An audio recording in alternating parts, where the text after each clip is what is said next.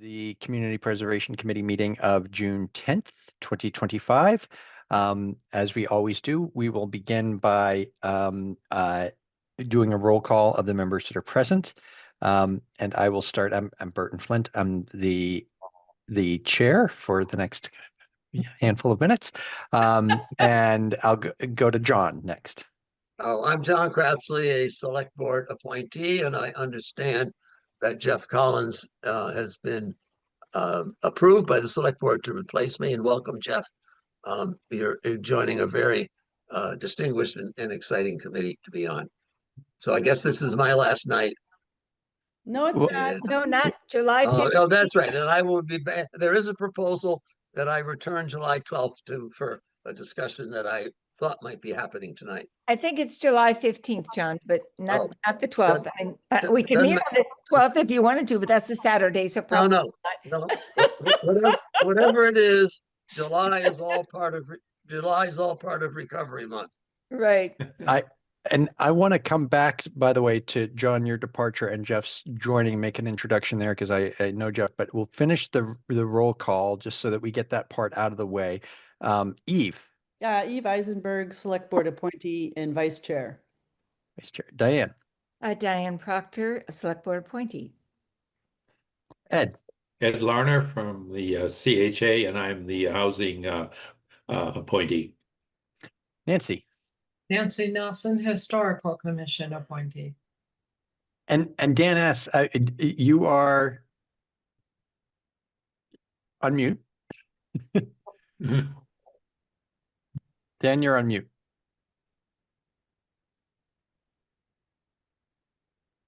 I think I'm at the wrong meeting. I'm supposed to be at the Community Preservation Committee meeting.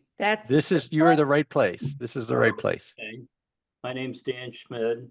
I'm on the Ag Committee, wanting to learn about housing possibilities so is this the right place? It is the right place. We're going to be talking about the application process shortly. I wasn't sure if you were a new designee appointee to the committee, so we'll table that. But we will be getting to that. And then Jeff. Hi, everybody. Jeff Collins, new appointee. Here mostly to learn, and completely to learn tonight. And not to be rude, I may be off screen while I still finish my dinner, so I can pay close attention to the conversation. Thank you, Jeff. With that, I just want to take a moment, first of all, to say, with regards to Judge Kratsley. So, about 100 years ago, I was on the planning committee, and John was on the committee and was also serving as a CPC liaison. When John moved off the committee and became a select board appointee to this committee, I finished his short term there on the CPC committee and learned that it's the best committee in Concord as a result of him creating that opening.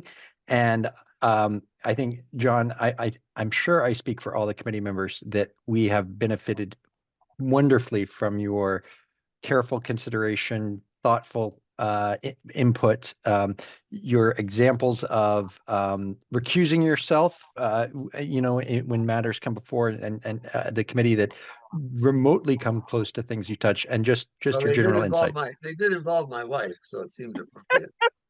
Fair. But I think you were always very sensitive and showed great sort of moral and ethical approach to everything we did as a committee, and it was certainly a lodestar there for me on that. So thank you very much for your participation on the committee. You will be sorely missed. Thank you. It's been a wonderful committee to be on, and Jeff has absolutely made the right decision. Come on board. Well, and on that, I will introduce Jeff, who's a longtime friend of mine, who I got to know, I actually probably through our children being in preschool together, but who I was on the West Concord Advisory Committee with. Jeff really pulled me into serving on town committees back in the day, and had a long career doing things, especially involving land preservation for the Mass Audubon Society. And so and has been a longtime town resident who probably knows the trails and conservation lands of Concord better than just about anybody, except for perhaps his wife, Krista Collins, who is a longtime Sudbury Oh, Valley Krista. trustees. Yeah, Ah, who you all know from Yes, the we Concord do. the 2025 trees. So welcome, Jeff. Thank you. Thank you. Thank you, Burton. With that, we have the there's agenda is kind of. Nancy Nelson, although she's eating dinner. Yeah, Oh, Nan- I'm sorry, Nancy. Yep, just because I didn't see your face. Nancy, do you if you want to come off mute and just finish the roll call. You're on mute. muted. You're on mute. She's fixing it, I think. I said, I already checked in. Oh, you did. I'm sorry, Nancy. I'm That's all sorry. right. I'm still here. Whoops. And of course, Paul was on the committee until just a second ago as well, and might want to be part of that discussion in July. So recognizing Paul's presence, I think, is important. So Thank you very much. Yeah, and Paul obviously has gotten a promotion, thanks to the citizens of Concord who have elected him to the select board, based upon clearly his extraordinary experience working on the CPC. So Paul, congratulations. I know we gave you a little bit of a toast at our last meeting, but thanks for joining. And to Diane's point, we briefly talked about an agenda item as we were opening this up about coming back to the question of the special rules for considering out-of-cycle applications that John and Sue had worked on. We want to take that back up in our July meeting, and so certainly if you have input there, you'd be welcome to join on that. We do have a little bit of a backwards agenda tonight in that I believe our first agenda item is to go through some meeting minutes. And I've closed out the agenda, unfortunately, but we had 2 sets of minutes that we can get through. And I know that Sue had provided input on one. The other was an earlier meeting that I was not at. I see 2 hands raised. Diane, yes. First of all, I think we before you joined, Burton, we've asked to put the most recent minutes on hold for our next meeting to review in detail with John and Sue present, because there's some confusion about exactly the accuracy of those minutes. So if we could hold off on that, it would be absolutely. Yeah, I think I noticed the same thing that I had a little bit of a question on in terms of what the decision of the committee was on those. Yeah. Right. Yeah. Oh, okay. And I think the recreation appointee, and Paul can help us with this, I think is Matt Boger. Am I Right. correct? And I don't see Right. him present. So He had a conflict tonight. He wasn't aware when he signed up that the evening that the first meeting would be on. But I believe that Anna is now. Anna, did you get back to him on our agenda, our schedule? Yes, of course. Okay, great. It varies. Yeah. Depending on the workload. Mhm. Yep. Yeah. Okay. And yeah, that's correct though. He is the Recreation Committee appointee. Eve. Yeah, and I was just noticing in the minutes from 521 that I had forgotten we postponed approving the minutes of 2-4, but that was because of my misunderstanding, and I no longer have that misunderstanding. So if we want to, we can put that up instead of 521 to vote on the minutes from 2-4, because everyone else was all set with that except me, and now I'm over it. Okay, so Anne, can you give us some guidance here? What minutes need to be approved, and we can just get through those? It sounds like 2-4 and 3-11. That's and right. Sue Okay. actually did review 3-11 and didn't have any changes. Okay, all right. So may I have a motion to approve the minutes for February 4th and March 11th? I move that we approve the minutes for February 4th and March 11th. John has his hand up, though he may have. Yes, John. Oh, I just wanted to say that it was my voice earlier before we started the official meeting that raised the question about the accuracy of the May 21st minutes. And accuracy in the sense that I thought the issue of the out of cycle applications and the excess funds was on the agenda again tonight and had not been kicked over to after the next round of applications, I don't ever remember voting for that. So the minutes, it seems to me, have a problem. But secondly, I'm delighted with Diane's proposal that we take this up in July 15th, so that we've at least looked at it before the next round. If that's the ultimate decision to wait, so be it. But I had entirely expected to talk about it again before the next applications.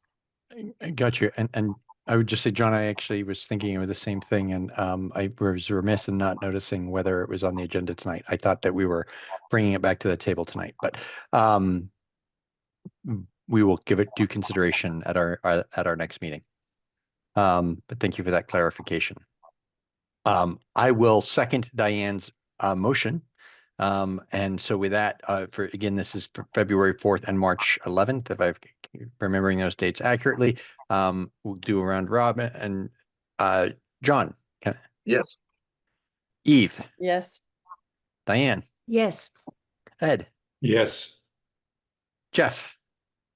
You can abstain. You can actually vote yes on meeting minutes if you're not there, but Yeah. I can appreciate why that feels a little odd. Nancy. I'll Yeah, abstain- all I'll right. abstain for now. Those minutes pass with nearly unanimous approval and one abstention.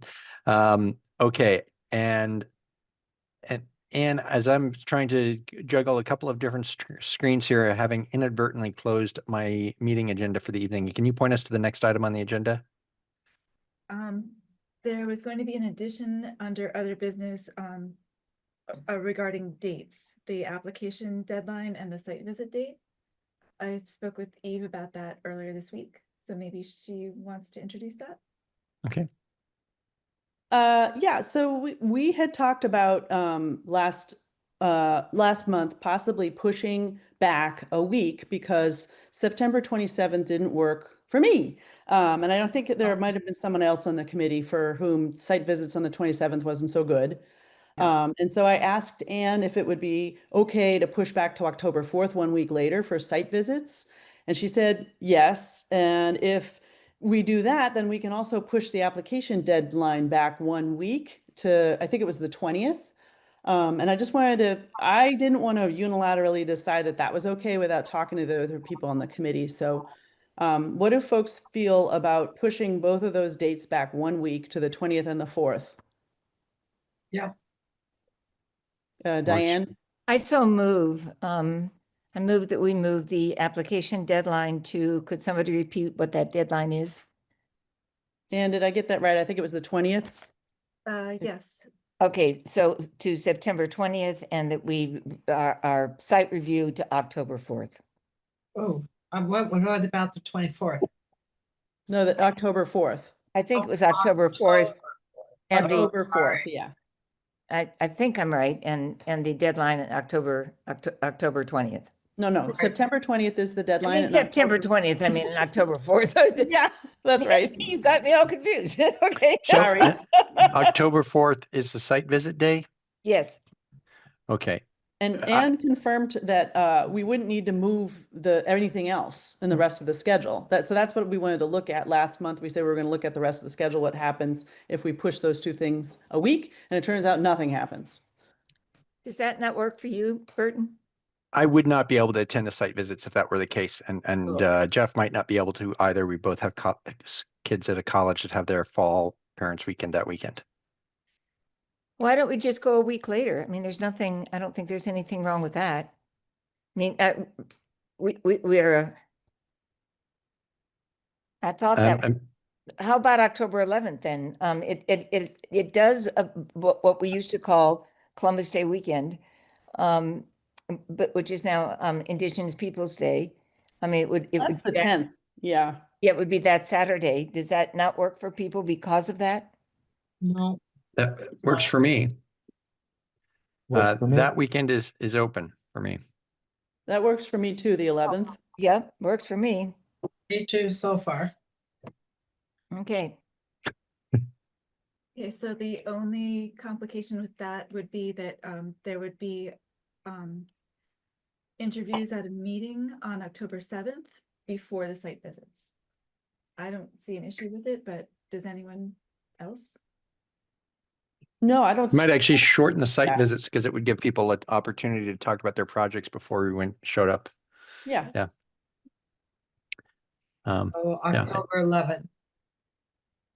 So if it's October 11th, does it make sense to push then the application deadline back 2 weeks to the 27th? You see where I'm going with this?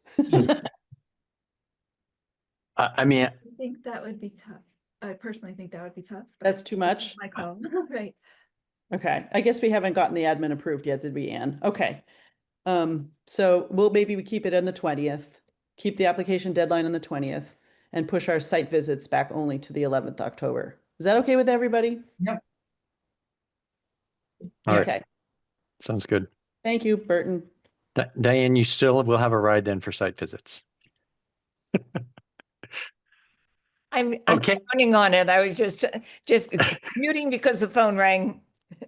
It is our, just so because you want to, it's our 57th wedding anniversary on Saturday, and that's Father's Day. And so all sorts of things. And that was Woods Hill Table because we're having a brunch there. So that was, they were calling just to confirm. Congratulations. Yep. Did you say 57th wedding anniversary? I did. That's impossible. I know it ends up it's not. My You were- goodness. Wow. Oh, hold on just a minute. We've got a small Six- crisis here. Oh, what year was that? 57. Well, that would have been 1967, 68? right? Oh, wow, she got me beat. 67, 68. Wow. Actually, Burton, while we're doing other business, could we ask about Nancy's letter, how it's Oh, going? then you have to go to another My phone. letter was waiting for the final adjustment of the dates when the applications and whatnot were due. And I was supposed to get a form from Diane, which I didn't do in terms of submitting to the bridge, but now I can do that. Great. And it's just a short letter. Burton sent me really long stuff, but I think what I'm supposed to do is just do a letter to the bridge that says, please be aware and alert to the fact that these are the dates for submitting CPC applications and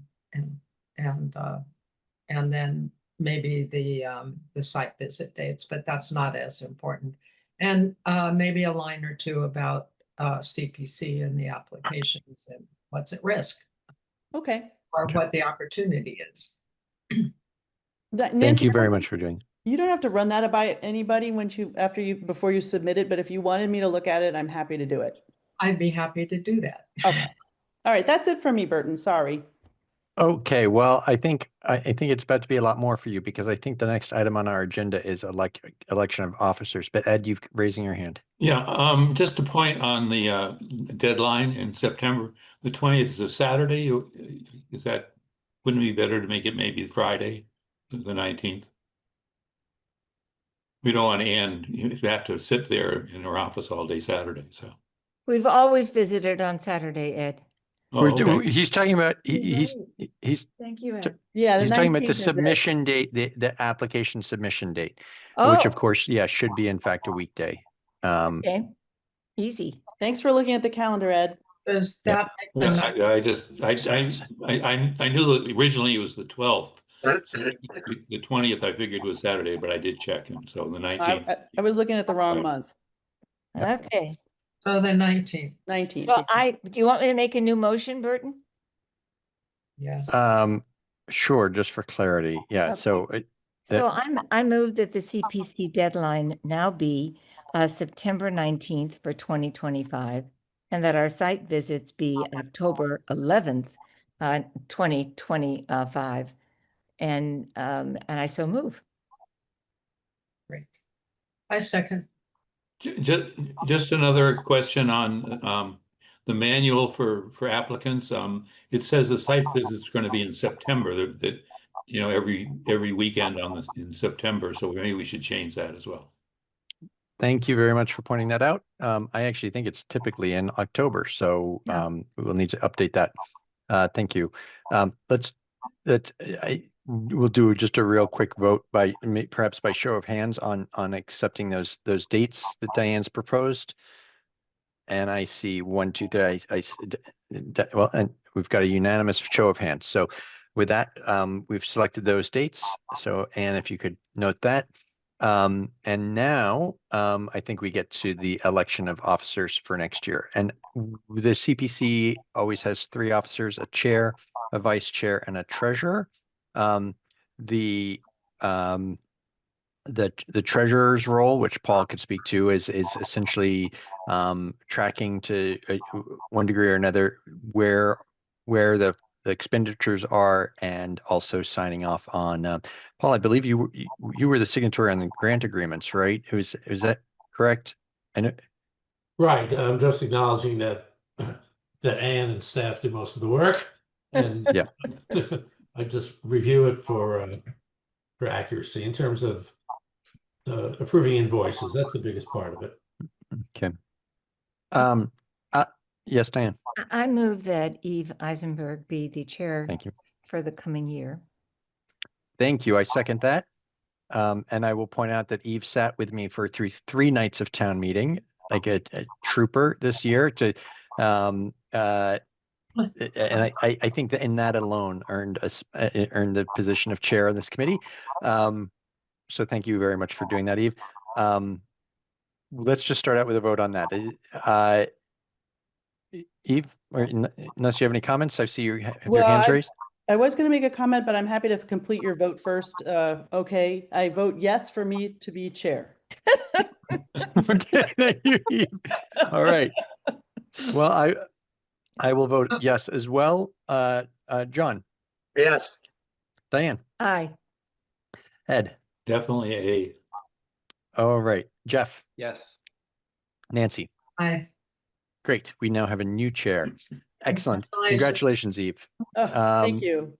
Now we need a vice chair. And I think the one thing I would say about the vice chair is it's traditionally somebody who would likely be in line to be chair, and is oftentimes a select board appointee, because those folks are on the committee assuredly for more than 1 year. Whereas most people, other people are appointed year to year. They also tend to be people that have a more, maybe they've been on the committee for a couple of years. So that presents an interesting thing, because Diane has been the chair before, and you are off the committee, I believe, in 2027. Is that correct, Diane? Yeah, but I can serve as vice chair next year. I mean, this year, Burton, and chair it the following year. And we can groom somebody as a vice chair the year after, during that next year. Okay. Because that's how I learned it. I mean, I became chair rather unexpectedly, if you all may remember, and then suddenly I was chair again for another year. So, I mean, this way we would have a chance to really groom somebody in that role. That would be great, because otherwise, Jeff, we'd be sticking you as vice chair in your first year coming in, learning the ropes, which would not be the best thing for you. Yeah, I appreciate it. Yeah. Thank you, Diane. So with that said, I would like to nominate Diane Proctor, Chair Emeritus and Extraordinaire, as our vice chair. I second that. Thank you, Eve. Okay, yes, Diane and I spoke. I didn't want her to be surprised, and I asked her to be vice chair. So I'm glad that she's spoken up, and I vote for her to be vice chair. And I vote yes. John. Yes. Ed. Yes. Diane. Okay. Nancy. Yes. And Jeff. Enthusiastically. Great. Now maybe the less thankless task, which would be yes. Burton, I've already asked Andrew Boardman to be treasurer, and he said yes. Okay, wonderful. Maybe he's not. I guess he doesn't need to be here. A quick introduction for Andrew Boardman. What I know about him is he is on the planning committee. I believe was the chair of the planning committee maybe last cycle. I believe. Paul, maybe you could say a few things about him. I think he's Paul's son-in-law, and he, I believe, professionally works for a bank. So it makes sense that he would be a treasurer, if I've got that right. Is that correct, Paul? And Burton, remember, he was on the committee for a year. Yeah. More. So, yeah. That's Yeah, right. he was And he asked me what the role was, and I told him and it didn't scare him off at all. So Wonderful. Boy, Paul.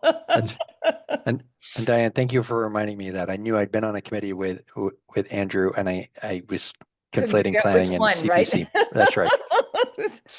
Yeah. Okay, so then I'm going to go ahead and we'll just take care of this. Make a motion to that nominate Andrew Boardman as treasurer of the CPC. A second. Thank you, Diane. I'll start with you, Ed. Yes. Diane, Yes. Eve, Yes. Nancy, I, Jeff. Yes. And I realized I think I was getting John's vote on these things. I'm not sure exactly when we say when committees when your role on the committee begins and ends, but now that we've got Jeff on and he's replacing John, I suppose that John's not a voting member of the committee as of just about right now. So that's And Bert, unanimous. you need to say your vote. Oh, and I vote yes. Thank you very much, Diane. Yes, technical. Okay, so we now have a new slate of officers. Thank you very much. Then, with that, I guess, Eve, if I could turn it over to you if you want to pick Sure. up there with the public information session. I'm going to start with Ed and find out why his hand is raised. I'm going to make a suggestion that maybe we have an assistant treasurer. And I'm kind of promoting myself in a sense that I've been the treasurer at the Housing Authority for 10 years, and it's always good to have two people, with to do signatures and so forth. So I'm just in case in the future, maybe after I've proven myself, I would like just to maybe offer my services as just an assistant treasurer. I love that. Thank you. I don't know that we're allowed to have two signatures on checks, but I think what we can do is coordinate so that if you want to come to treasurer meetings that Anne has with the treasurer or be copied on emails, or is that an open meeting violation if two people are copied? Two No. people can be copied. It's Right. a third when it becomes I'd a be problem. glad to do that informally. Would you do that? Would you be copied on emails and weigh in until maybe you want to take it over the following year? That would be great because I think it's a one-year position. Yeah, and I've got another, this is my second year on the housing board, and so I have another 3 years. So. Okay. All right. Then I think maybe this year we will have an assistant treasurer. And if that's okay, if you don't see any other reason that we can't. Maybe intern, maybe, An intern, that's right. Intern. Okay, good.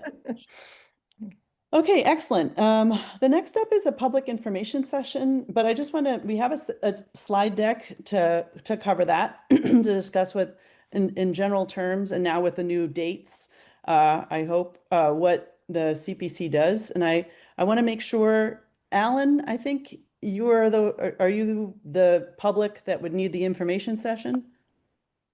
Well, there's Dan, who's here to find out about housing funding. Oh. Alan Bogosian is historic. Oh, Dan, right. Dan, that's what I districts, meant. Thank you. start. Dan, are you interested in hearing our public information session slide deck? Sure. Okay. And thank you. Yes. Burton, would you like to give this presentation as an outgoing chair? I could go through this pretty quickly. I Sure. think you can, can't you? Well, because we went through it the last meeting, but Exactly. and could you go into presentation mode just so it's a little larger for folks watching?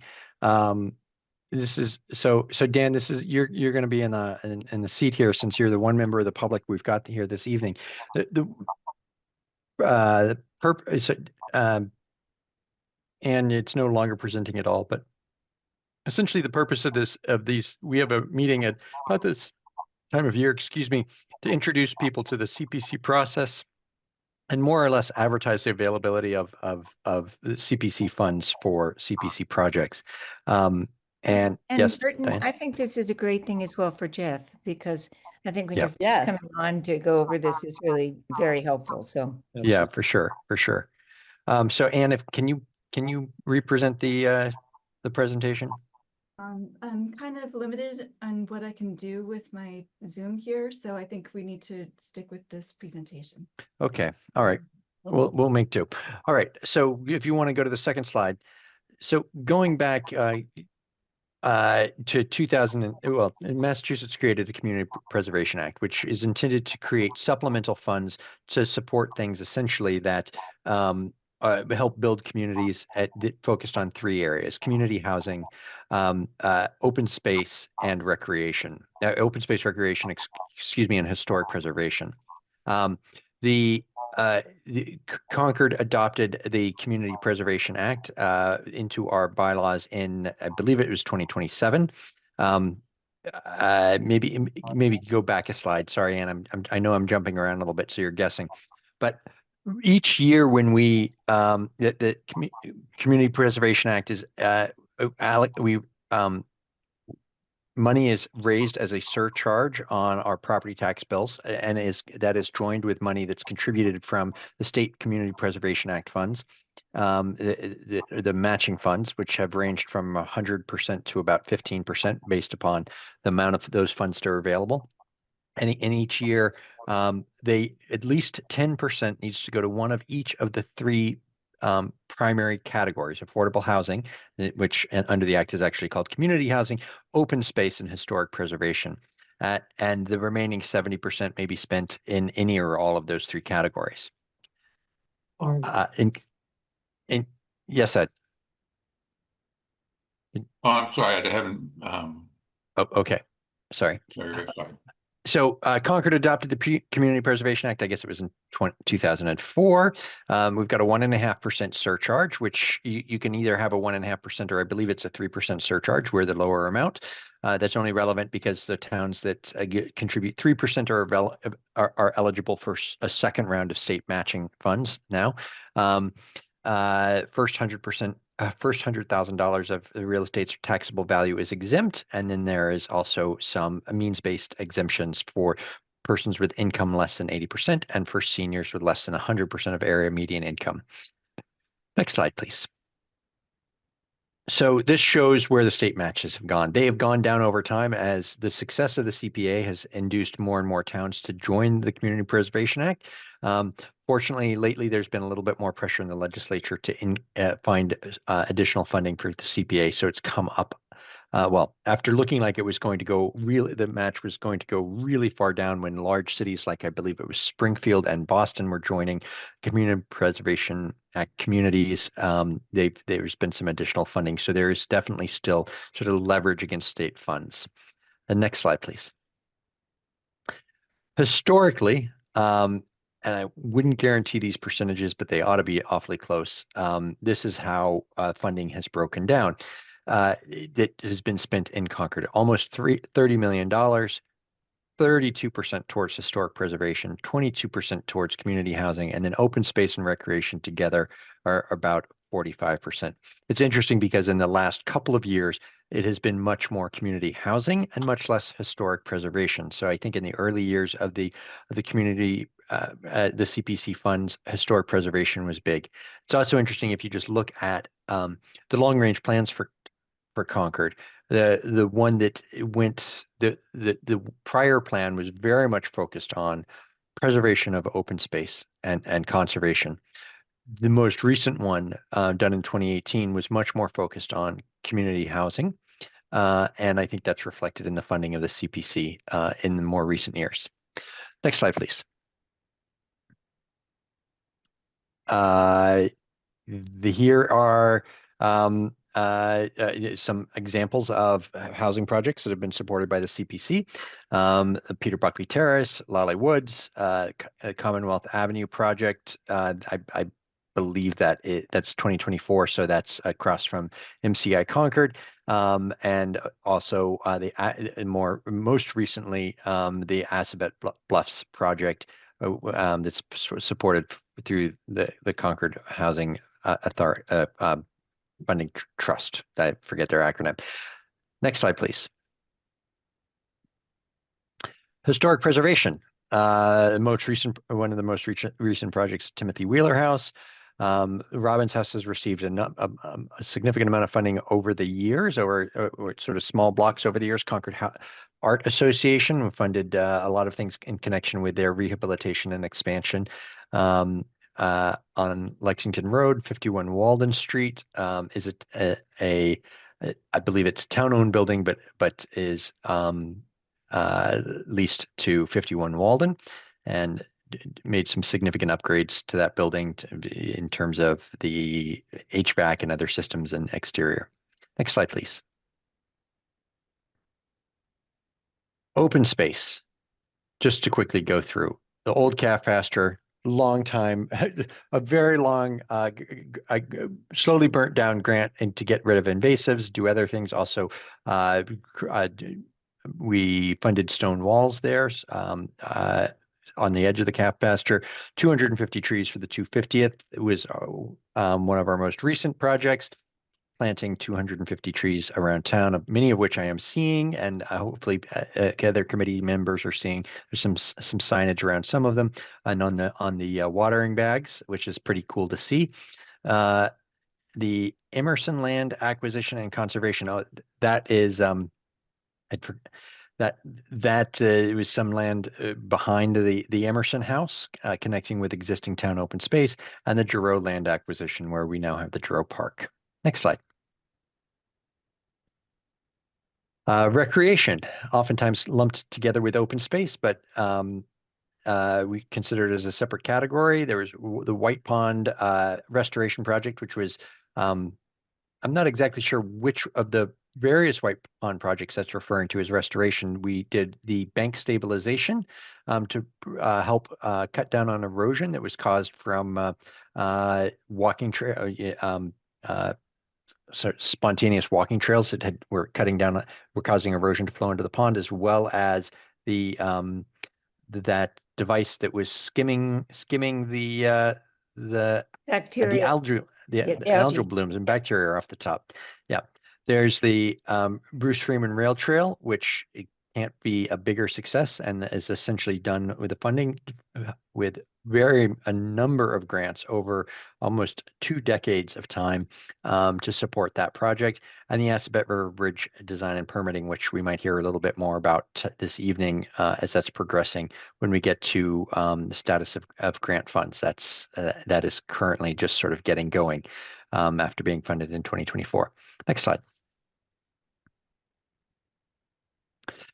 This was this year, as I said earlier, we came in on just about 50% for community housing, and historic preservation was significantly less than 10%. That sliver that shows 1 million or 185,000, that's showing also included in that was the historic preservation reserve that was necessitated because we were under 10%. Total funds available that this spending cycle were $1.85 million. So we needed to get to that number of 10% by creating a reserve for future spending on historic preservation. Next slide.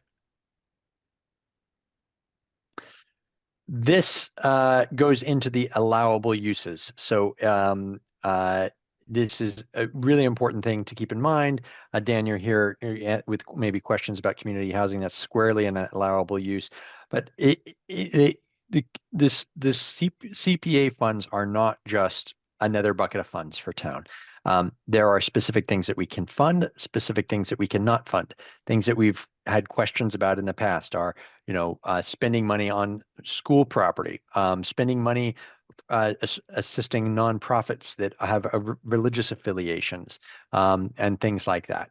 We have to make sure that we're staying within the primary categories: open space, historic resources, recreation, and community housing, and that we are avoiding the things that are specifically excluded by the Community Preservation Act.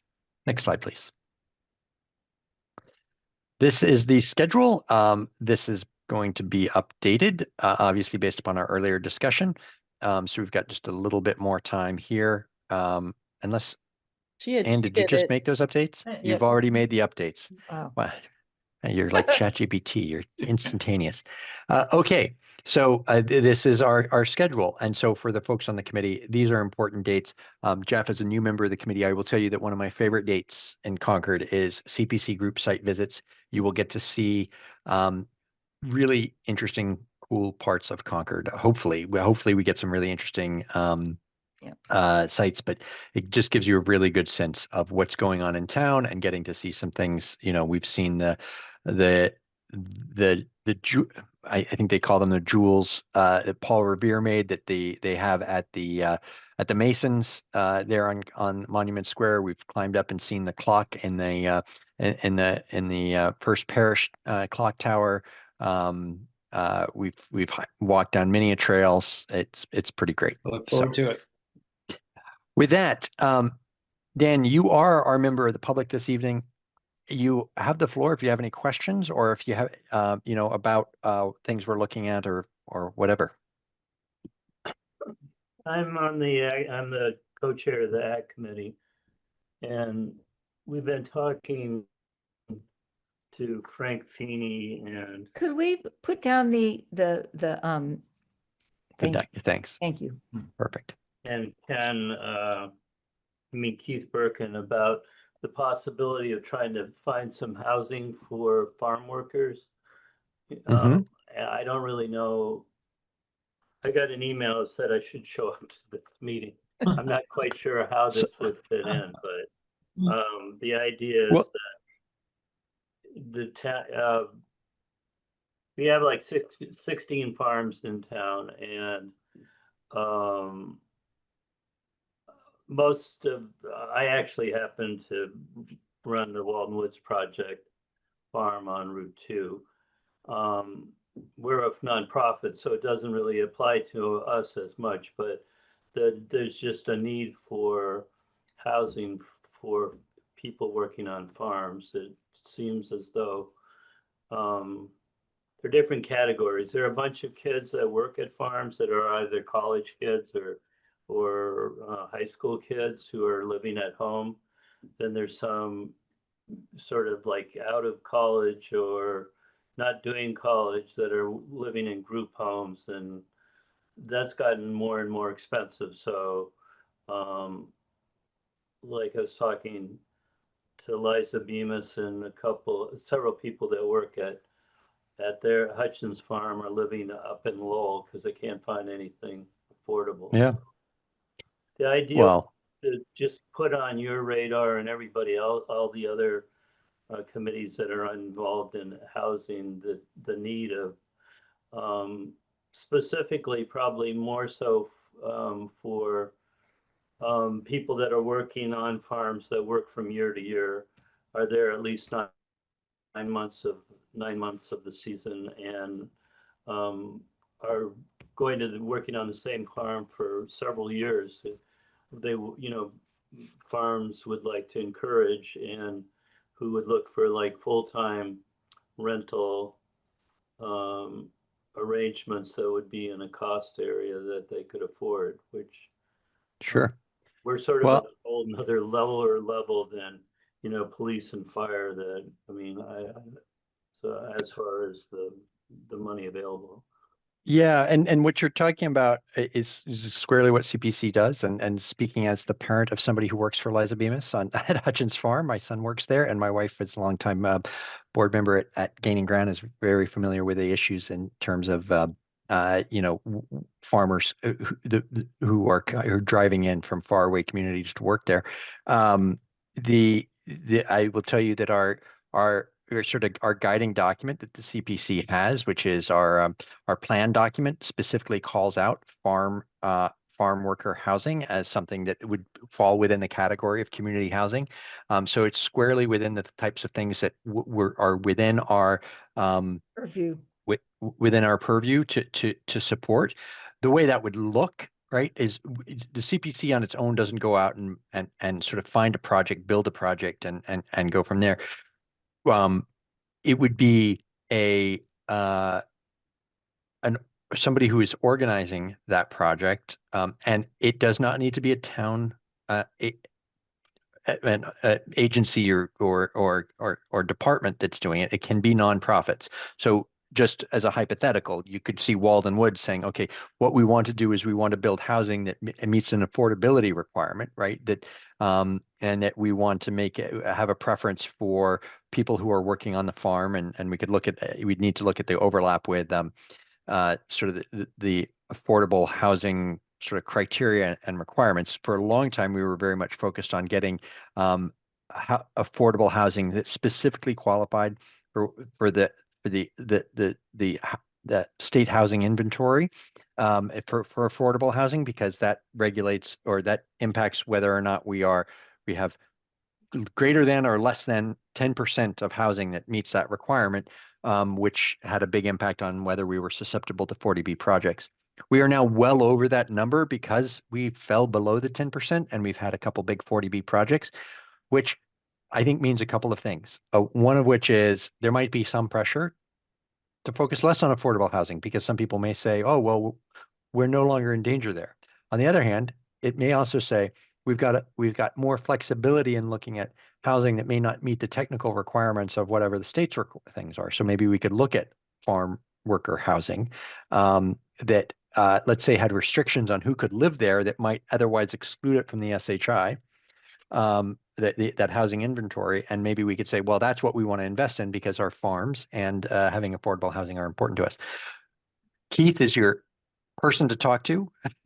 He knows this stuff better than probably anybody in the state and could tell you what's doing. But ultimately, the important thing is to come to the committee with an application for funding by our funding deadline that says, hey, this is the project we want to go forward with. And we generally look at as criteria is what's the experience of the organization. So an organization such as yours, Walden Woods, is obviously, is a long history and established and well-funded nonprofit that we know could manage money, right? It's one criteria we look at. We look at, are there other matching funds? So let's say Walden Woods was building, a housing on its property that had, and it was contributing some, land or funds that was going to be matched by CPC. That's another thing we look at very favorably, those kinds of things. So can I add, as the housing rep here? Yes, please. Dan, Burton mentioned Keith Bergman, who's the head of the Housing Affordable Trust, and basically works with regional housing service offices to have a quarterly housing roundtable. So probably your committee should be on that roundtable. We already have 7 members, so it's grown considerably from the original 3 just a few years ago. So I think one of the focuses coming in the future now, as Burton mentioned, is workplace housing. And that's what we're really talking about here. So it wouldn't really become under affordable low-income housing. I've just been kind of interested. I come from California, and for years we had this Braceros program out there, which had migrants that traveled, and each farm or ranch was required by federal law to provide decent housing for any of the people that were coming in. And these of course people who would come in for harvest, and then they would move to only there for a few weeks and move elsewhere. And on the McGrath farm out on Barrett Mill Road, the town has provided housing for the farmers there, and I think one of them recently got married and they're having a kid, so the town is paying for an expansion of the housing there. So I think we have a positive atmosphere for what we want to do. But getting hold of Keith Bergman would probably be the best. And if you need information on how to do that, I think it's on the town website. I talked to him and Frank Feeney, and one house that was suggested is the Harrington House. So that's one possible. And I'm in the process with Liza of putting together some more detailed information of just what we're looking for housing and what the needs are, and interviewing the other farms in town to figure that out. But so this is all very useful and good to have, a clearer sense of what your committee is doing, and it sounds like lots of great work. I mean, maybe a study would be the first step to take of what the total need is, and that would be professional. I know Vero Farms, or I've been told that Vero Farms provides housing for the people over there, and they're a pretty large organization. Right. And we've funded the Harrington House previously, done some funding there, certainly. So Keith Bergman's committee, in the last couple of years, we've funded that committee, and then they've funded particular projects.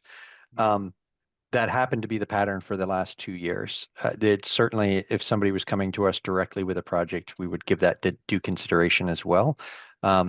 If specifically around the Harrington House, if you're just trying to connect dots, you want to be talking with Elizabeth Hughes and in town planning, I believe. And maybe Jeff, this, is she now or Linda might know, is she the director of land management, or did that get sort of reallocated around, and the assistant town manager is maybe Megan responsible?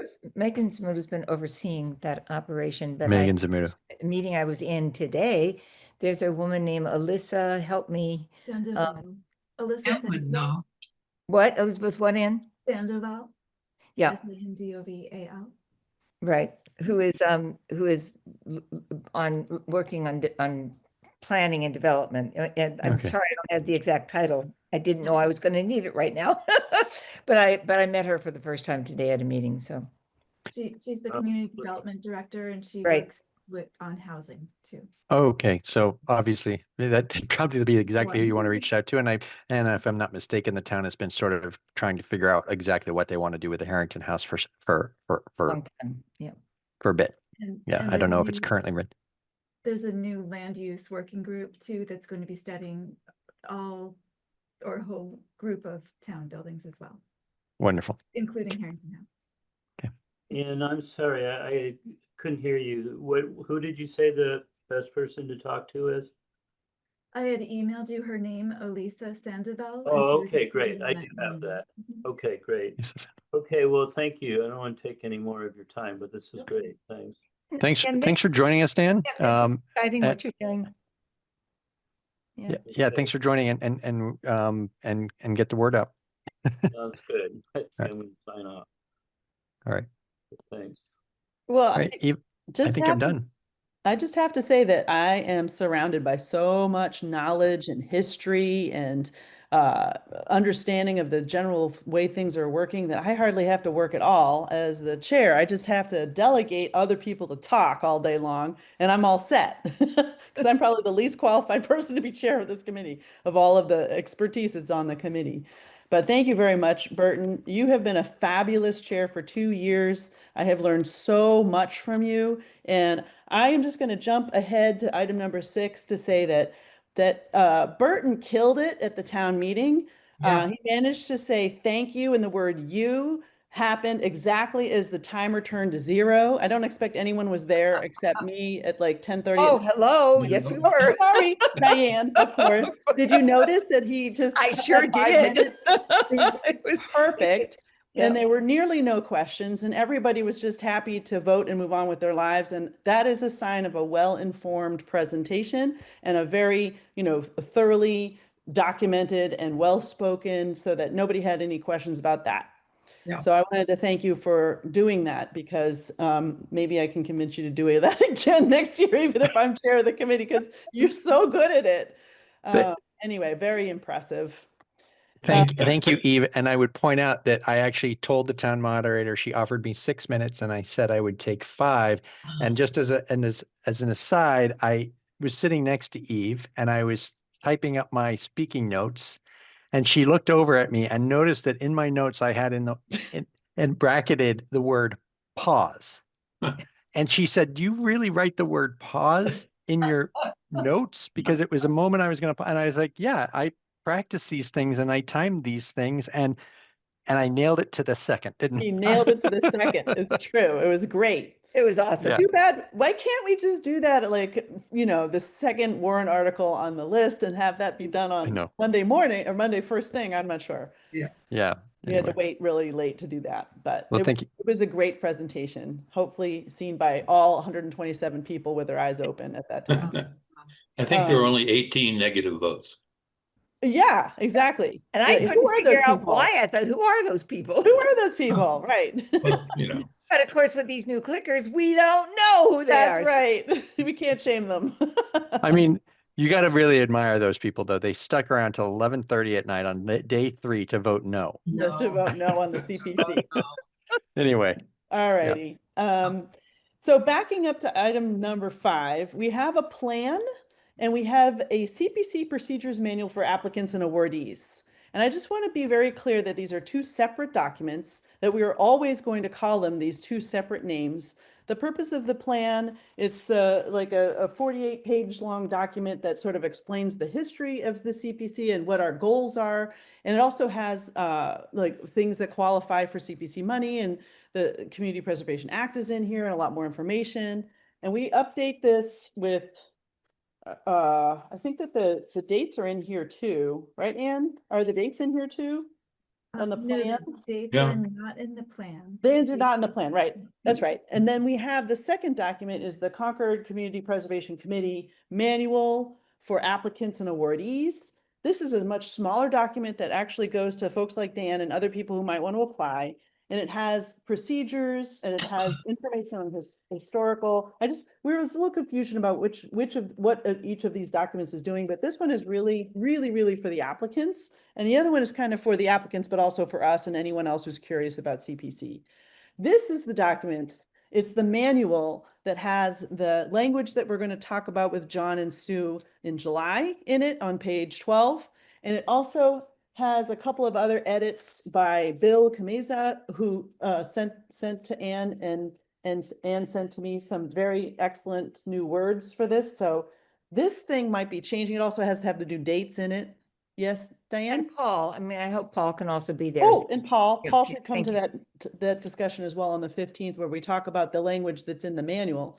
However, the plan is not changing, and I'm wondering if it would be possible to vote to approve this plan ahead, just so we can get something off of our list of things to do, even though the committee members are last year's committee members with Sue and yeah, Sue's on here and John Crossley's on here. I would just like to, and my name's spelled wrong, I just realized. But anyway, I would just really like to get this off our list of things to do and vote to approve this plan unless anybody has any comments on it. And did you all get to read it over the weekend? Anybody have any comments on this plan? Oh, Anne? So sorry, the comments from Bill Cameza, that was on the plan, not the Are manual. you sure? I just looked that up. I'm sure you're right. Yes, so it was. It was page 13. 13. Mhm. Oh, needs and resources assessment, page It was 12. about housing. So perhaps what I would like to do then is to go through the needs and resources assessment words that Bill Cameza, because he offered some word changes in this that I thought were great. And it's just super simple. And maybe we can vote on the plan as amended to get this off of our list of things to do, if that would be all right with everybody. Jeff? I had a few comments, and I'm unfamiliar with where you are in the process and how much this is, sometimes a thing gets overcooked, and so I don't want to weigh in completely out of the blue, but just a small number of comments that I wanted to raise and see if these are timely or the train has left the station. So one was sort of a fine point. In 2 places, the plan mentions Chapter 61 in, agricultural or forest or recreation tax discounts on private land, and as it applies to CPC. But it seems like an essential bridge sentence is missing, which is that land that is in Chapter 61 gives the town right of first refusal when that land is sold. Mm-hmm. And so that gives an opportunity for the town to pursue a conservation outcome. And so that kind of puts it on the open space radar, so to speak. Oh, that's a good point. And so I think that just brief element could be helpful. There were 2 places where Chapter 61 was mentioned. And that included page 19. There was another place, but I couldn't find it as I got things here. So then on page 39, this is like the end of the main body. There's a bullet that talks about two elements. This is just another fine point. It seems like it should be more appropriate to be two bullets.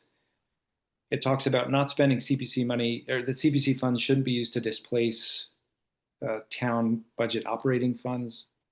And then it goes on to say that CPC funds only in special cases should be used to pay for costs already incurred. It seems to be two different topics that should maybe be better handled in two separate bullets, pretty minor. Also in the recreation criteria, in the four other criteria, it talks about, in the three other categories, it talks about projects scoring well if they meet as many of these criteria as possible. In recreation, it says projects should meet any or all of these criteria. So that kind of lowers the bar, that if it meets one, it's strong. So maybe some consistency there.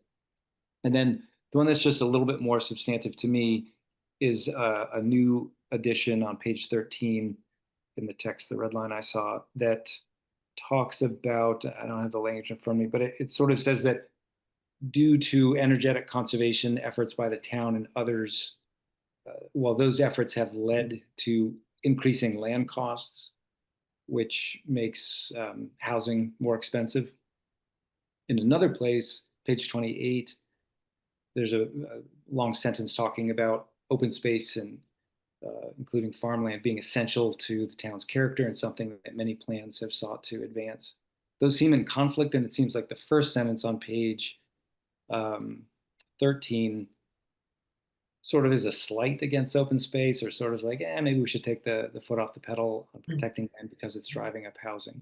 And in another place, we say that open space is a major element of the town's character. So that seemed a new addition, and I just had a question about where that came from. Jeff, I love your comments. I think that this is great that you've had a chance to peruse all of this. I've been trying to follow along on the pages that you've mentioned. And for example, page 13 is in community housing section, not in the open space. So I sort of, there was another page that the number didn't match what you were saying, but what we have done in the past is so you could see how Anne is showing this with some edits.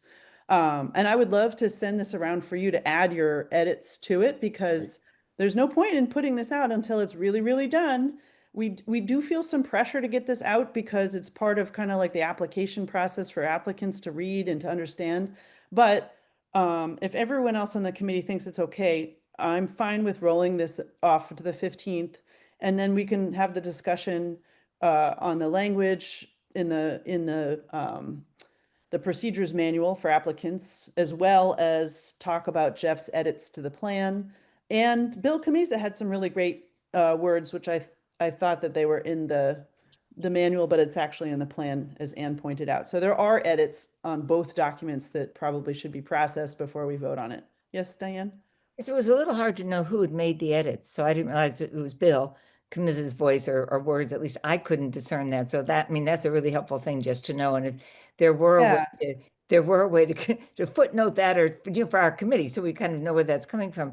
And Jeff, it's so good to have fresh eyes, because if you've read something many times, you often don't hear the incongruities. And for you to address them is a huge help. So thank you very much. Yes, and this will give us an opportunity to put your name on the document as well, and to get Sue Felshen's name off the document. So I might be misremembering, but I thought that we approved the plan much earlier in the year, the last year that I was on the committee.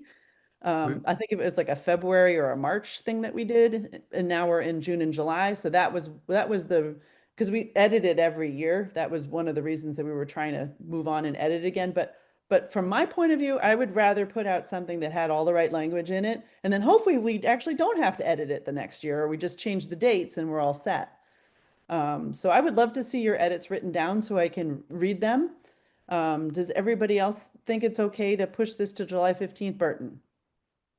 Yeah, I think, listen, we're making incremental changes. I don't think applicants are going to be misled if they make applications based upon our last year's plan, right? I think it's important to make these updates. One of the things, I'll be candid, that is one of the first times I read the plan first page to the last page in a long time. And I noticed that, this plan was clearly originally put together by Gary Clayton back in 2007. It's evolved. There's been updates to it that are current through probably 2024. But there's some funny historical, like you can tell that some of it's talking about what we were focused on 2 decades ago, and some of it's talking about things that we've accomplished recently. And it just, and then this is a document that gets just tweaked a little bit each year. My general comment, Jeff had some great specific comments, is like in future years, it may make sense to start archiving some of the sort of the older stuff about, the projects that we've focused on that happened, now 18 some years ago that were in there. And this is just the way things get edited by committee and over time incrementally. But I think that what we should do is take into account the comments we've received previously in Jeff's tonight, and then vote on it at our next meeting. Great. Yes. And I think everyone's on the same page about that, which is good. This will also give me a chance to ask we have this the community preservation group to offer. I would like to see somebody else's plan to see how updated it is, and just take a look at the formatting, in addition to the comments on content that Jeff and Bill were putting forward, and John and Sue, and all of these comments, collect them all into one set of documents. So, and then change the name. So, Anne, I'm not going to leave you alone with this. This is a huge headache. I understand, and I know you've got a lot on your list of things to do. If Jeff, do you think you could get your comments to Anne by maybe the end of next week or something? 9 a.m. tomorrow morning. Okay, my goodness, that's fantastic. They're few and they're specific, so I'm happy to get that right to you. Okay, all righty. Yeah, Anne? Right, so Bill Kameza had the same comment really as Jeff did on that page 19 under the housing section, and that I noticed it, yeah. By Liz Rust. So that's great that we can. Yeah, you could duke it out to see whose edits are better. But you both were editing the same part of this plan. But yeah, I apologize. I didn't. No. You have a lot more to say. The others are almost editorial. And Eve, I don't mean to impose, but if things could move along, again, I'm sorry if to slow down the plan or the process. But if it's sort of vote to approve with those discussed edits or something. No. I want to get it all down, and I want everybody able to take a look at it. We're going to try to disperse all of these plans and things that we're editing and other things for the committee several days before we meet, just in email, in addition to having it on the current meeting documents, so you'll have the latest and greatest things. So we're just Anne and I are going to have a hard deadline on when we're going to stop fussing with these things before, so there's no confusion about so we don't have any version control issues. And that's why I asked you for your comment sooner rather than later, because I do want to get something that everyone can review. Yes, Diane. Okay, I'd be really surprised, and Anne, you can correct me, whether somebody's going to be knocking on our door for this before July 15th. I mean, I know people will be starting the process and wanting to know kind of how it works and go online and look at various things. But I mean, I think we have that time, I think, to tweak this and make it really a good, a really clear and refined document. So if Anne, could you send out as an email attachment to each of us the collective edits on the plan so that we can read the right version, the correct version, and let us, snuggle down with that as a PDF? It would be just fantastic. Yes, and that's what I was just saying. Thank you, Diane. That's exactly what I was just saying we were going to do several days. Yeah, I didn't hear it was being sent to us as a special. Yeah, we're going to do this by email now, like send out all of the things by email, which you should have all seen an email last week with these documents on it, and you'll get another email with the meeting prep documents before the next meeting. And that's the way you'll know that you have the most recent thing. And then those things will also be in the current meeting documents online in case you lose that email. Does that make sense? That's great. For process? John. No, John, you have to turn off your mute. There we go.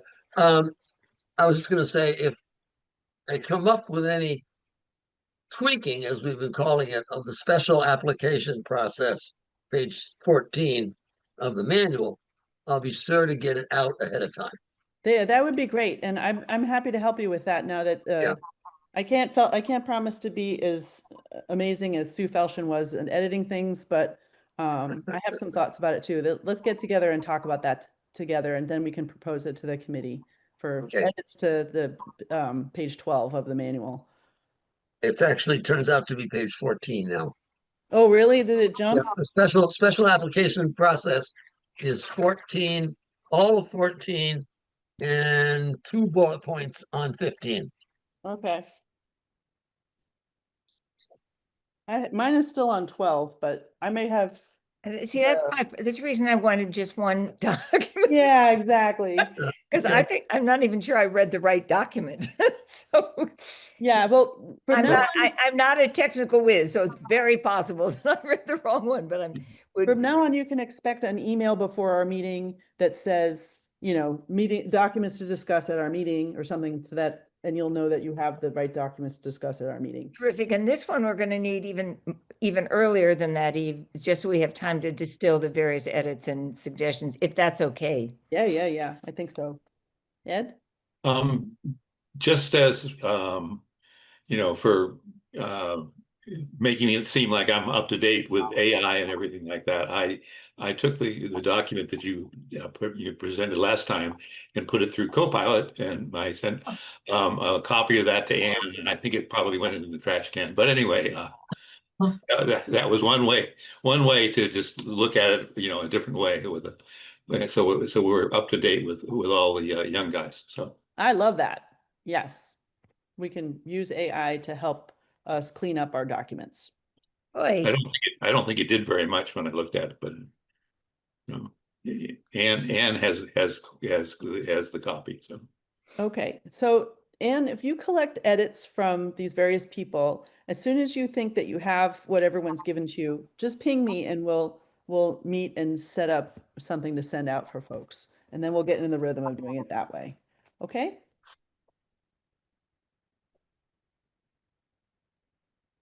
Anne? Okay. I said, okay, sorry, I'm quiet. Yeah, no, that's good. Okay, I think that we're all on the same page with that. So now that brings us down to the summary of active projects with 14 minutes left of our meeting. And this is the Anne show because she organized this fantastic spreadsheet. Did everybody get a chance to look at the spreadsheet Anne sent out with the other meeting documents last week? No. If not, no worries. We have it here. Take it away, Anne.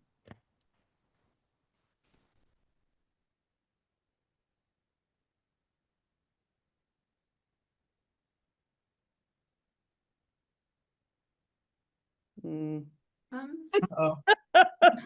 Takes a while. I'm also capable of sharing this document, Anne, if you're struggling. No, I've got it. Can Okay. oh, no, not yet. Here you go. Okay, so you all are used to seeing this. So I try to update it every quarter. The financials were a little bit off this year, but I did get this squared away with the finance division, and these do seem to be the third quarter numbers. And we'll have the fourth quarter shortly. So this shows you, right, the beginning balance. Well, first of all, the CPA grant award each year. Then the beginning balance at the beginning of this fiscal year. These two columns show you the activity, whether funds have been spent, whether they're encumbered in a purchase order and allocated for that purpose, or whether they're unencumbered and unspent. So you can basically see the activity of the year in these two columns. There are about 50 projects and maybe 60 different accounts that we're tracking. But to simplify things, I try to show, just the grant, the single grant without showing each account number. So there are just a few housing projects, since most of the housing funds in the last couple of years have gone to the Municipal Affordable Housing Trust, and those are transfers. I may make a comment. I don't know if you can see a hand. Anne, you've always done such a wonderful job with this, and it's so appreciated. One of the things that we hear from FinCom on occasion, and it's a perfect example of the 1220 FY22, is that, you know, with funds that are not spent, what do we do? And so when we, not right now, obviously, but as we go forward, that's something we need to look at very carefully, is to see whether there are some kind of wandering funds out there that have rested unspent, because we will need to be accountable to the town. And I know FinCom tends to keep an eye on that. So, Diane, can I ask you a question about that? When funds are unspent, if it says pending 0% complete, like that first row right, for housing does that mean that the funds are unspent for that year, but they're still expected to be spent at some point, right? That's not what he's talking about, is it? Well, I presume so. The project was approved in 20, and then the 22. So we're now, you know, at least 3 years since, and pending 0 complete. I mean, that's the kind of that is the kind of a particular project that FinCom will say, so what's happening? So at some point, Eve, we need to sit down with this particular chart, probably on paper and in hand, and say, all right, which of these do we need to pursue, have conversations about, and be prepared to present to our group, to say, gosh, here's what's happening with this one, because there are going to be more on this list, I know. So, yeah, I mean, Diane, this is kind of the exercise we've done in years prior when we get on these ones that are getting long in the tooth, and we ask the applicants to come forward and report out on them. Absolutely, I think this is, I mean, that's the point of this exercise. Right. And we don't want, I mean, especially given the last, you know, couple of years, these funds have become worth a lot less money just sitting there. And I mean, we're getting the interest, but I'd say anything that we haven't seen the needle move on, and it was granted, let's just, you know, more than 2 years ago, we want an explanation of what's going on. Absolutely. And there could be a reasonable reason. I mean, there could be a reason that it is that way. Yeah.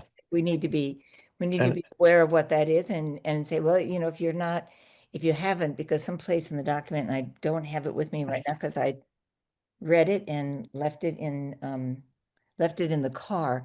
But I think there's a place where we say after a certain number of years, if money is not expended, then I think it's 3 years. I think it's 3 years. 3 years. Yeah, I just don't have my copy here, but you know, then it reverts to our fund unless there's some reason. So right. So does it make sense for us to eyeball these pages of this chart and call out the ones that are pretty obviously needing some check-in? Or yes, now can we do that? Well, what we've done in the past is essentially we've asked Anne or Anne's predecessor to reach out to the lead for the applicant and say, we're reviewing, and can you give us an explanation of what's going on here?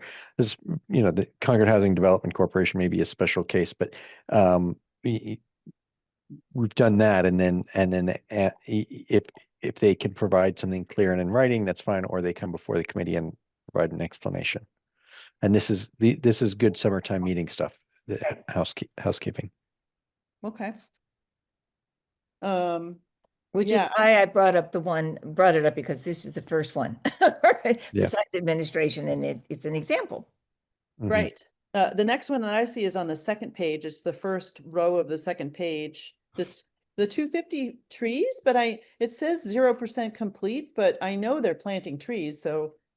They planted a bunch of trees, yeah. Oh yeah, that's FY25. What am I saying? I'm sorry. I meant the second row down, the fiscal year 21, and then this is 25 to 30% progress of design complete.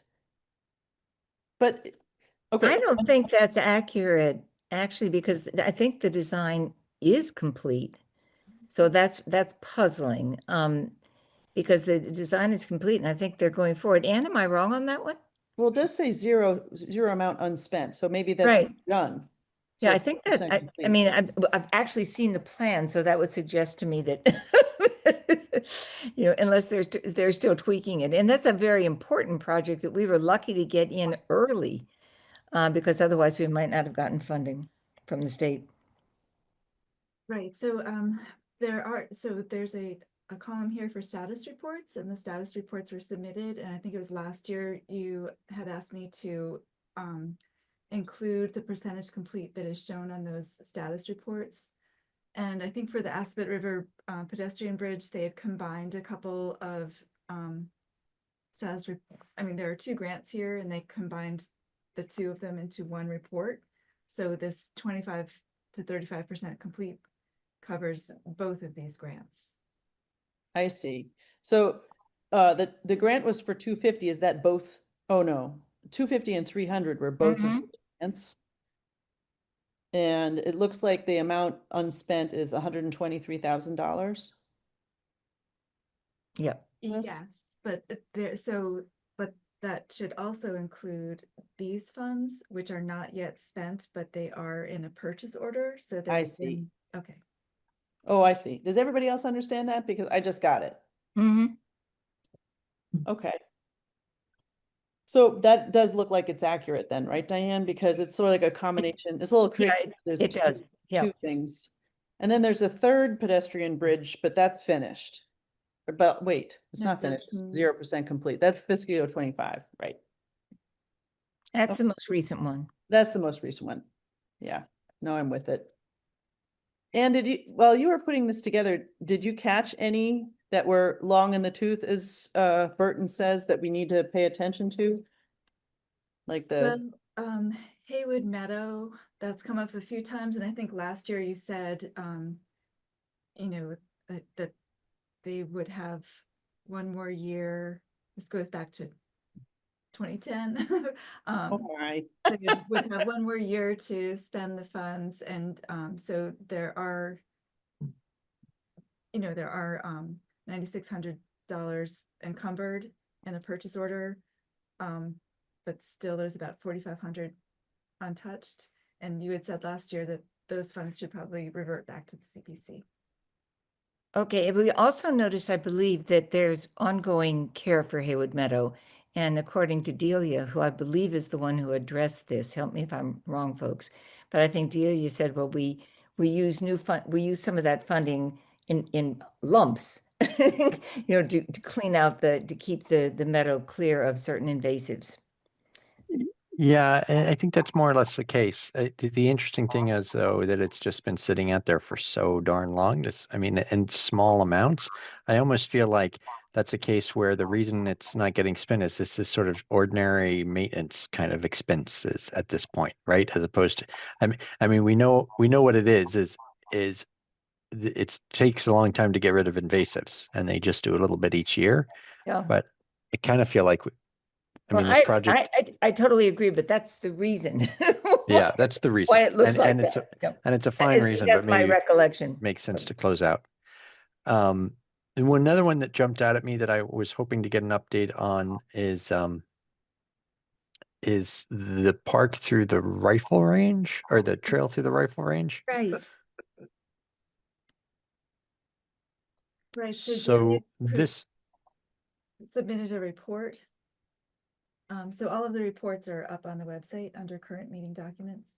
Yeah, and so this one is just maybe to flesh that out a little bit more. Is this survey and design is getting going now?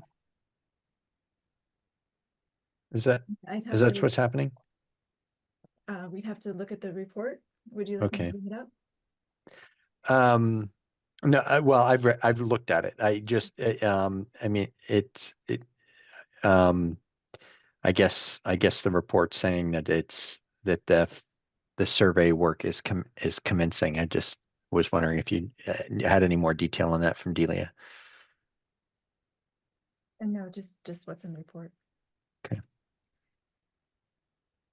She had to submit so many reports. It's so many reports.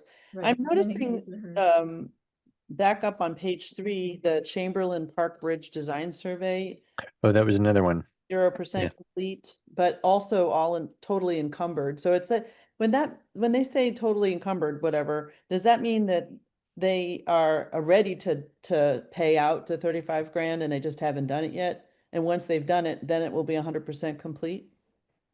Yes, but this one doesn't show that that number, the 3,500 is encumbered. 35,000, I'm sorry. 35,000 is Yeah. encumbered. So it's not encumbered. It's not Oh. recommended and it's not encumbered. Zero. Oh. So I'll look at the report on that one and find out what the heck is going on there. So it essentially says that they've put out an RFQ for surveying and permitting services, and a contractor is anticipated to be on board by June of 2026. Which is interesting, given that this was, part of I mean, this has been out there for a long time already. So this was FY 2022, and it took 4 years to engage. Well, assuming they're successful, it'll have been 4 years to engage a person to do a survey. Well, I mean, keep in mind everything on their plates and how much land they have to look over and that is under their jurisdiction. I mean, with Warner's Pond, that's eaten up quite a lot of time. Yeah, and to that, I mean, it's a very fair point, but I would say don't bank the money then. Don't apply for the funds if you can't manage the project. I mean, I know that sounds a little blunt, but that Chamberlain Bridge is like kind of falling down, and now they've had to make sort of emergency repairs and replace some boards, which is costs that wouldn't have otherwise had been spent if the project had moved forwards. And I think that they've got a lot on their plate, but this money, I mean, it's decreased in value by 25% while it's been sitting there due to inflation. I mean, I think you're spot on, right, Burton. And I think that I know there are a lot of projects, and I know there are a lot of things to attend to and to pay attention to. But I mean, this one has been worrisome for me because, and that's the same with the old rifle range. Every time we've asked, well, we're getting to it, And I think maybe that's the kind of project where we should get the money back and they reapply with a detail about what they're doing and how they're doing it, rather than just letting it kind of sit unattended to. But yeah, it's interesting because I'm ready to believe it's a serious staffing shortfall, but it is also still maybe eyes are bigger than your stomach or something. I would love to. I will pass these along to Jeff. Yeah, I was just going to ask. I've watched them for my entire term. I was just going to ask you, John, if we have some precedent for clawing back money from town departments like that under these circumstances. No, none. No, we've been very timid. Yeah, we're very timid people, aren't we? I don't even know really what to do about that, because I don't think that we can write a strongly worded letter to the town department to tell them to spend this money. And I also don't know that if we can ask for it back if they haven't spent it. I mean, do we have the authority to do that? Yeah, we do, because there's a 3-year time. I mean, if anybody's got the plan or the document in front of them, it says, if the funds haven't been drawn down in 3 years, then they essentially need to justify it, or else I don't know if it's automatically the money comes back to us. And so this is one. It was FY 2022, so this was done at town meeting in 2020. So it was that would have been April of 2020, and so we are really 5 years later, and the funds are still sitting there. This would be the case. Sorry, it would have actually been April 2021. Okay, April 2021. So 4 years, and so they, I think, according to our plan document, we do need to either pull this funds back or get justification on why what's happening or what's caused the delay. And when I ask about the rifle range one in particular, I was told, well, actually the incline is too tough and we just haven't been able to figure out how to do it. And I'm thinking, well, then you return the money and you figure out, you get a design plan, and then you come back for money.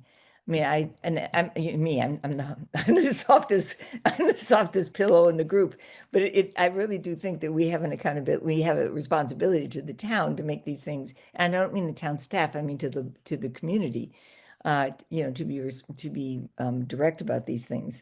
Maybe what we need is a template form letter that we can send derelict applicants like this. Derelict applicants. Say the CPC is doing our spring cleaning and we noticed that you're not spending your money fast enough. And then just send that around to the same letter to a bunch of people. And just as a warning that it is within our right to take these funds back. And then they can like jump up and spend the money right away, which is really what we want. But if there's no response to it, then we have, you know, we have said that we were going to do this, and then we go ahead and do it, and we'll put it in the template. But like, you have 2 months to respond, or we're going to recall your funding, and you can reapply. Ed, I do think you do need to cite the 3-year rule. Right. Exactly.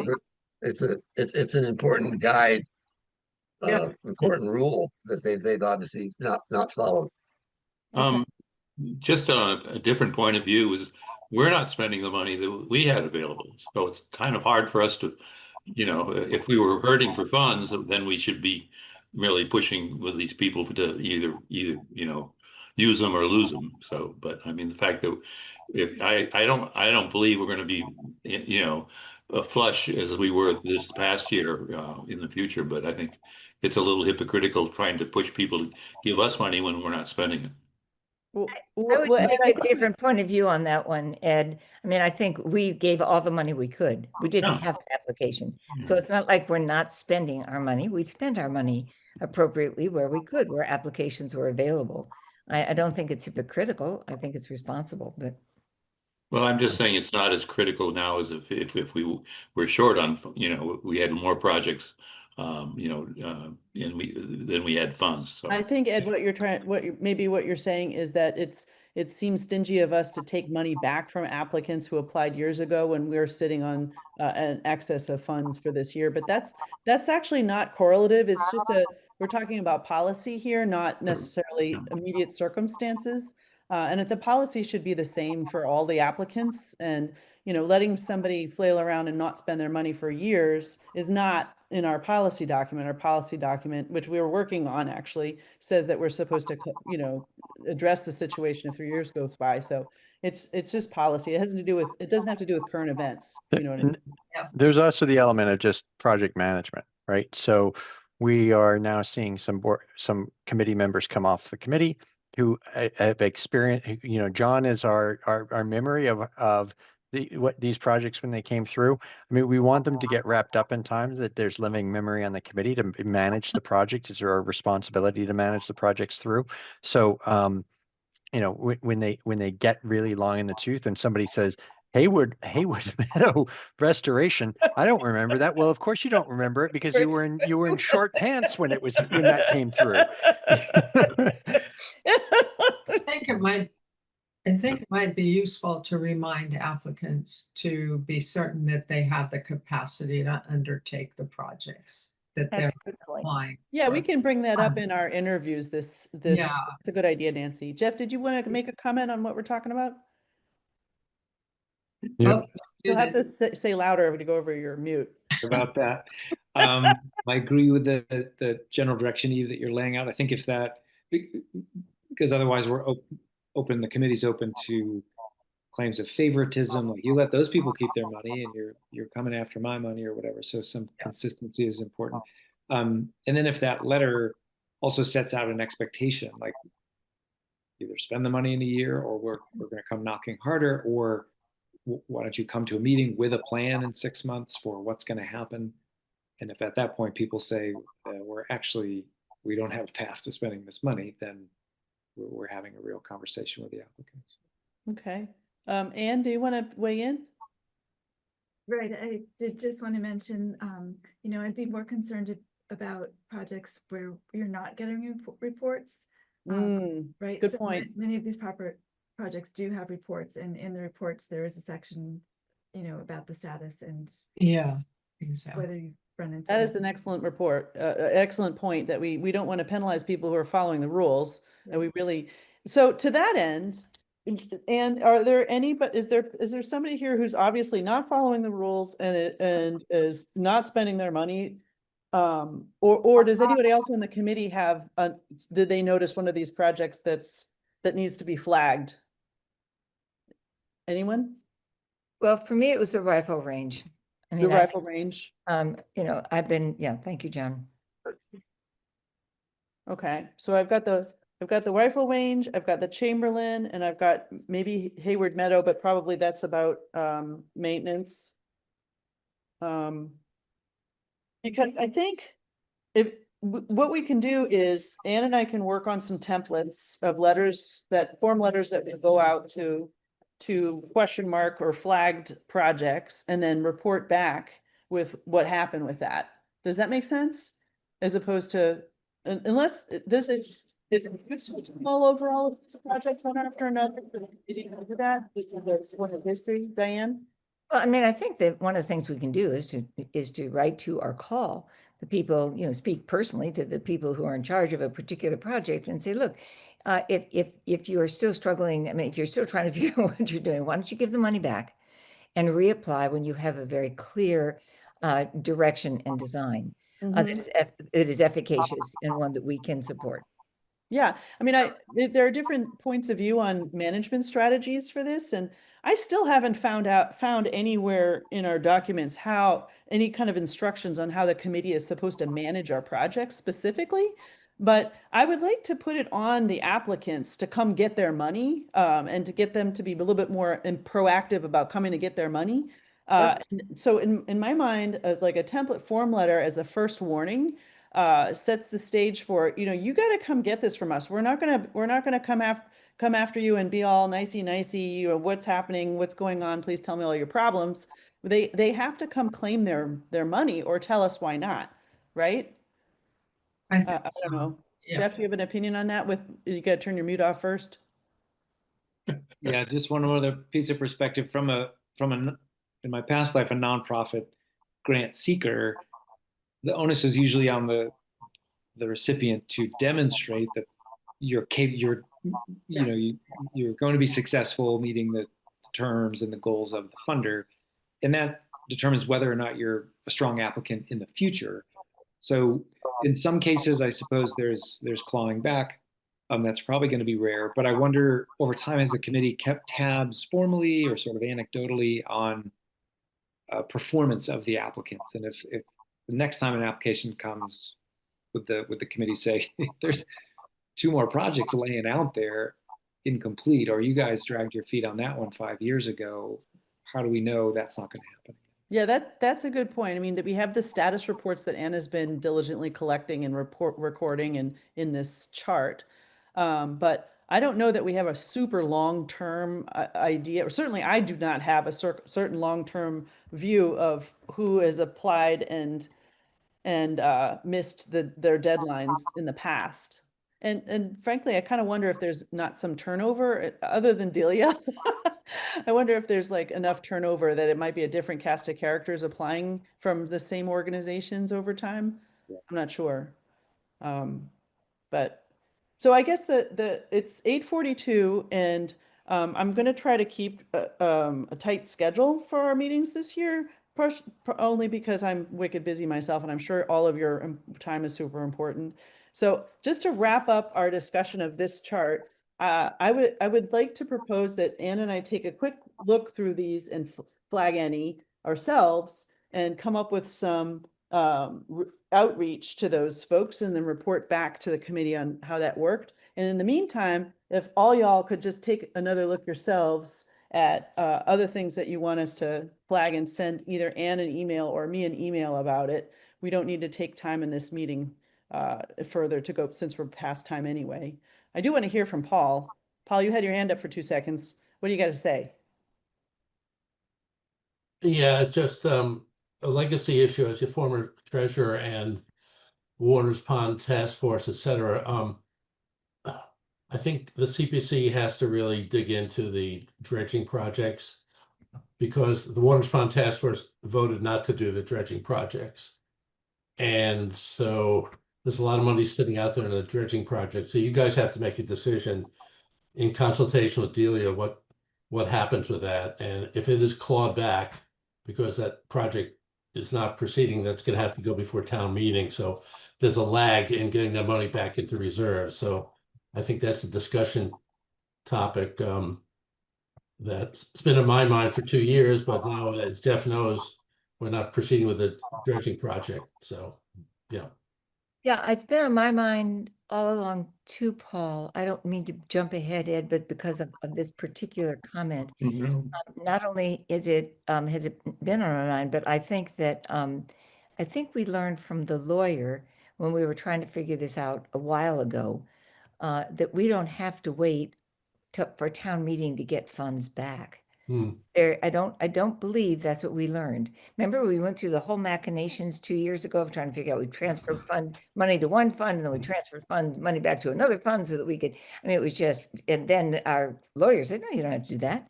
So I would love some legal clarification because I mean, one of the things that's very clear is that we have a lot of money tied up in the Warners Pond dredging project. And that is money that I'm sure we can use productively going forward. Yeah, and I just mentioned that because it's not that Waters Pond decided not to do anything.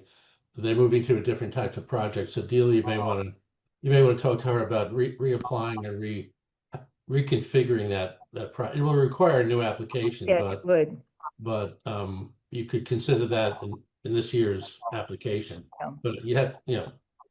Yeah, I actually remember Delia presenting for what that whole process, and I'm kind of curious about what's in her mind, how that money is hanging out there, and what she thinks is going to happen to it, and maybe she would agree that it's time for the CPC to collect that in preparation for a new application coming in when the Warner's Tax Pond folks figure out what they want to do. Ed? Yeah, just on another note, and hopefully a positive one. The bridge on the 30th had an article about the high school, and it said Concord youth drawn to political activism, but not town meetings. And it had a lot of interviews about the kids, so worried about, all the major issues in their lives, which are, there's some, they're going into a tough world. But my suggestion is that we invite, maybe through the Rivers and Revolution program they have there, certain students to come with us on the site visits. And maybe have them, be able to ask a question, or maybe, actually go to town meeting and talk about these things. I mean, I don't think it would cost anything. So I think it's just a matter of someone reaching out and talking to the schools. Maybe Burton, since he's there, would be interested in doing that. But I'd be glad to, to do it if nobody else does. I mean, I think that's a great idea. Ed, would you like me to send you the email for the person who's running Rivers and Revolutions these days? Yeah, I do. I didn't know Mike Goodman, but I think he's been gone. So yeah. So. Burton, unless you're jonesing to do that, I would let Ed. I don't have a direct connection. I mean, I don't know. Is it Will Kameza who's doing that, or Tracy Dunn, or who's? Well, I don't think it's Will. Yeah, Tracy Dunn is definitely on, and there's another teacher as well. But I have a high schooler, and I can find out. I mean, I can just go over there, and they'll tell me who to talk to. So. Sure. I mean, go for it. I think that's a great idea. Thank you for bringing that up. It's always great to involve the kids and get them interested in civic exercises really early on. Yeah. Well, I think we have a pretty good town organization on everything that gets done around here. So. Okay. Well, I'll be interested keeping to hear them. what you say. Yeah. Okay. Thanks. Cool. No, thank you. Okay. And did I miss anything? Are we good here with the agenda and everything we've covered? Just to sum up, we've asked for public comments. Yeah, I was going to ask for public comments, but before I'm just going to sum up what we've done, which is to approve 2 sets of minutes and postpone a 3rd set of minutes to May. But we settled our schedule for our July. Sorry? July. You said May. The May 21st minutes are now moved to vote on in July. But we did change our schedule for applicants and for our site visits. We did that. We elected our officers, thanks to Diane and to Andrew, who's not here. We had our little public information session, and Burton was fantastic answering questions from Dan, the ag guy. We've decided to make some more edits to our plan and our procedures manual to talk about next week with John and hopefully Paul and hopefully Sue. We should, Anne, can we invite Sue to come to the next meeting specifically so she knows that's what we're doing if she wants to come? Sure, yes. That would be great. We talked about the town meeting that Burton kicked butt at, and we've had a brief summary of our active projects, more to come on that as we continue to do housekeeping all summer long. Does anybody have any public comments, Linda or Paul? I guess you're the public now, Paul. Maybe he's going to be our rep. Wouldn't Paul, are you that be our rep? great? Yay. John had his hand up for a second, so. Oh, I'm sorry. It's just I obviously wasn't able to get to town meeting. What happened to the amenities building? Are they going to be first on our agenda? No. No, The path. it Have to passed. be voted on, though. Yeah. More money for us to give out. I mean, the town has to vote on it. I mean, there'll be a town town vote in, is August. it July, August 18th? It's all I good. heard it was August, yeah. Yeah. Yeah. Thank you for staying on top of everything, Diane. I really count on you for that. Well, not necessarily, but I do my best. Linda, did we miss anything or how are we doing over here? Maybe Linda. Doing great as always. Oh, Linda, that's Yay. fantastic. I'm really Okay. glad you're going to take some time to look at the plan in the application. And I thought there were some really good comments in terms of suggested edits, both from Jeff and Bill. Yes, that's great. Yeah, already, Jeff, you're an integral part of the inner workings of the CPC, even on your first meeting. Yeah. Yeah, mostly fantastic. listening, but happy to chime in. Thank you. I Well, think you excellent. found your twin, Eve. What? I think Jeff and I you have might have hair. been a long lost twins or something. I'm not yet bald, Ed, but thank you. I understand. Well, I mean, Yes. women never go bald, so it's like. Oh, okay. Well, anyway, on that note, I'm just going to thank everybody for showing up and conclude this meeting. And I look forward to seeing you all on July 15th.